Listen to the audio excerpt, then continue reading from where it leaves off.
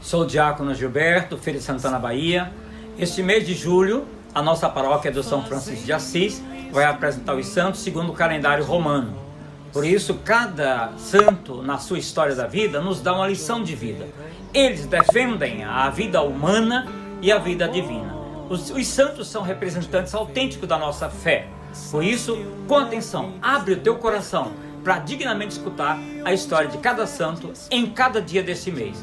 O Senhor te abençoe e volte para você o Senhor lá e te dê a paz. Em nome do Pai, e do Filho, e do Espírito Santo. Amém. Escutem com atenção a história do santo de hoje. Glória a Deus, Igreja Santa, ó cidade dos cristãos, que teus filhos hoje e sempre vivam todos como irmãos.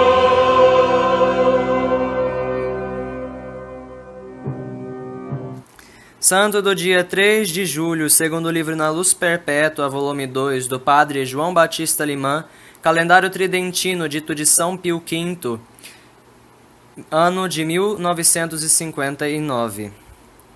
Santo Otão, bispo.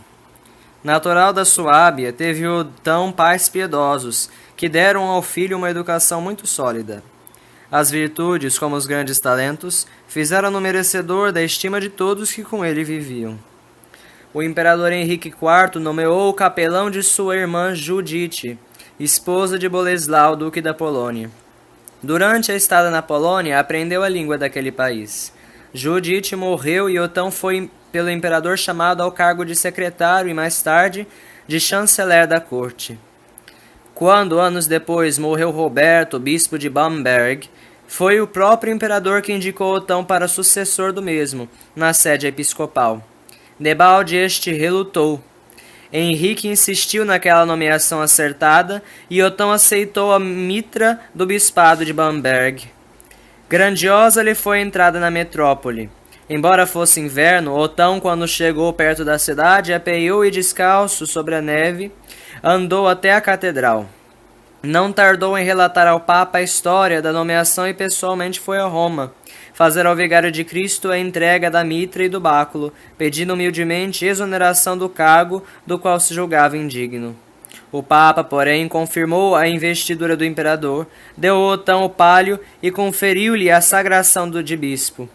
Assim autorizado, tornou-se Otão um grande apóstolo da sua terra. Um dos seus principais cuidados foi aproximar o imperador do Papa e fazer terminar a luta entre esses dois poderes temporal e espiritual. Com tanta habilidade soube agir que não desmereceu a estima do soberano. Além de muitas igrejas, construiu 21 conventos.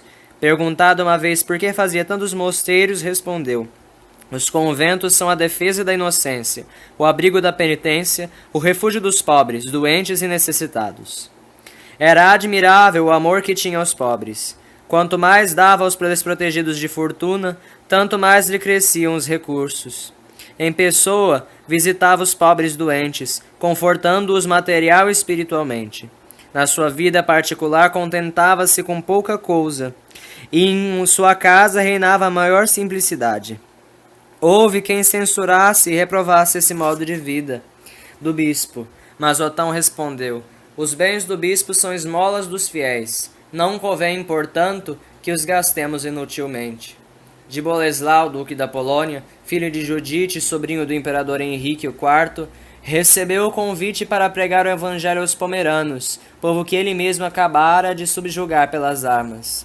Otão requereu do Papa licença para poder aceitar tão sublime missão e, acompanhado de muitos clérigos, pôs-se a caminho para a Pomerânia. Só Deus sabe quanto trabalho os missionários tiveram no meio de um povo bárbaro, pagão e supersticioso. Mais de uma vez os sacerdotes idólatras tramaram contra a vida do bispo e dos seus auxiliares. Deus protegeu-os e tanto lhes abençoou as fadigas de sacrifícios que quase a Pomerânia inteira se curvou quase a Pomerânia inteira se curvou sob o doce jugo de Jesus Cristo. Otão erigiu muitas igrejas e transformou completamente o espírito dos pobres pagãos, e, tendo entregue os destinos do novo rebanho ao bispo Adalberto, voltou para sua diocese. Tempos depois veio-lhe a notícia de diversas cidades terem abandonado o cristianismo, entregando-se de novo às superstições pagãs. Pela segunda vez foi então a Pomerânia, mas as dificuldades e a pertinácia dos renegados foram tais que os companheiros de Otão quiseram entregar-se ao desânimo. O bispo, porém, exortou-os com estas palavras: Não viemos aqui procurar o nosso bem-estar. Ou pensastes que nenhuma dificuldade deveria atravessar o nosso caminho? Desejava ver-vos todos prontos a aceitar a morte do martírio. Não quero, porém, expor ninguém. Quem não tiver a coragem de acompanhar-me, pelo menos não embarace os meus passos. Os missionários, ouvindo essas palavras do bispo, encheram-se de ânimo e recomeçaram os trabalhos. Deus abençoou-os de tal maneira que não só voltaram à igreja os que a tinham abandonado, mas ainda outras tribos pediam para ser admitidas na religião de Jesus Cristo. O regresso a Bamberg foi um triunfo. Sentido, porém, a morte aproximar-se, para ela se preparou com todo o fervor. Louvando a Deus, entregou-lhe o Espírito em 1139, na idade de 70 anos. Sem conta são os milagres com que Deus se dignou de glorificar o túmulo do apóstolo, que se acha na igreja que ele mesmo construiu em Bamberg. Reflexões. Quanto mais Santo Otão dava a Deus e aos pobres, tanto mais abençoado parecia. A sua vida era a afirmação da promessa divina: Dai e dar-se-vos-á. Por que receias logo sair prejudicado e perder tua fortuna, quando te pedem para concorrer com tua esmola em benefício de uma obra pia? Onde está a tua fé na palavra divina?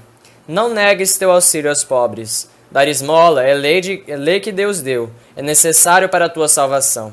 Negar a esmola ao necessitado pode ter consequências desastrosas, como facilmente se deduz da sentença que espera os ímpios, Mateus 25:41.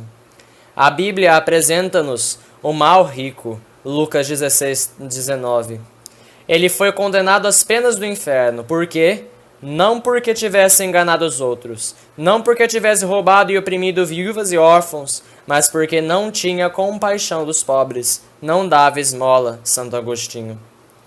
Logo que conheceu ter chegado a hora da partida deste mundo, Santo Otão tomou providências e recebeu devotamente os santos sacramentos. Porque é que tantos católicos, achando-se gravemente doentes, não se lembram de preparar a alma? Receiam que a enfermidade se agrave ou a morte se aproxime mais depressa? Fácil lhe seria observar o contrário. Se Deus te mandar uma doença grave, imita o exemplo de Santo Otão e trata sem demora de receber os santos sacramentos, que tanto consolo dão ao enfermo e bem fazem ao corpo como à alma. Santos cuja memória é celebrada hoje. Em Alexandria, o martírio de São Trifônio, com 12 companheiros, no tempo do imperador Valente. Em Cesareia, São Jacinto, camareiro do imperador Trajano, acusado de ser cristão, teve de passar por muitos sofrimentos e morreu de fome no cárcere. Em Chiusi, na Itália, os mártires Santo Irineu, Diácono e Santa Mustila. Em Roma, o Papa Leão II, natural da Sicília, governou a igreja de 682 a 683. Versado em literatura eclesiástica, conhecedor de línguas grega e latina, reformou o canto litúrgico dos hinos e salmos. Aproveitou a decisão do Sexto Concílio Geral de Constantinopla. Era um verdadeiro pai para os padres. Salve Maria!